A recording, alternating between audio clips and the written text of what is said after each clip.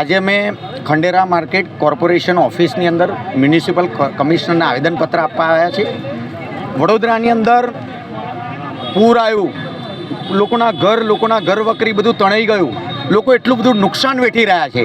ત્યારે એક સરકારે એવું કહ્યું કે 100 રૂપિયા મોટા વ્યક્તિના, નાના છોકરાના 50-60 રૂપિયા, 2500 રૂપિયા ઘર વકરી અને 2500 રૂપિયા એમના ઘરે, આ રીતે આપવાનું. એનું એક જબરજસ્ત આયોજન કર્યું.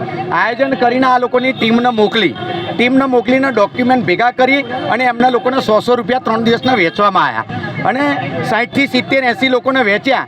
અને પછી જ્યારે જાણકારી મળી કે ભાઈ તમે આ બધા લોકોને આપો ને કેમ, તો કે અમને લોકોને ઉપરથી આદેશ છે, જેના ડોક્યુમેન્ટ પરફેક્ટ હશે એને જ આ પૈસા આપવામાં આવશે. એ 9, 10 અને 11 આ મહિનાની 9મા મહિનાની તે વખતે વહેંચણી કરી.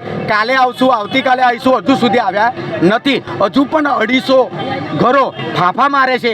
અને જ્યારે ઇલેક્શન હોય ત્યારે શું તમે ચૂંટણી કાર્ડ, આધાર કાર્ડ માગો છો કે તમે ચૂંટણી કાર્ડના આધાર કાર્ડ આપો? જ્યારે મોટા નેતાઓ પગે લાગી અને વોટ લેવા માટે આવો છો, આ જ લોકોએ તમને વોટ આપ્યો છે.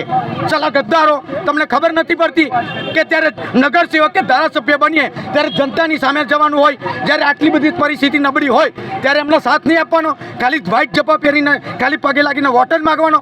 એટલે સુધરી જજો. અને જાડી ચામડીના લોકો એસી કારોમાં, એસી બંગલાઓમાં બેસે છે, એમને પણ કહેવા માગીએ છીએ, આપણા આ ગુજરાત રાજ્યમાં, કોઈ બરોડામાં ખાસ કરીને જે પૂર આવ્યું છે એ પૂરના હરેક વ્યક્તિઓની જાણકારી લઈ અને ડોક્યુમેન્ટ ઓછા હોય, અછત હોય, કોઈના તણાઈ ગયા હોય, એને હરેક ઘરની અંદર આ તમે જે પરિપત્ર બહાર પાડ્યો છે એને આપવામાં આવે. એના માટે કમિશનર સાહેબને આવેદનપત્ર આપવા આવ્યા છે.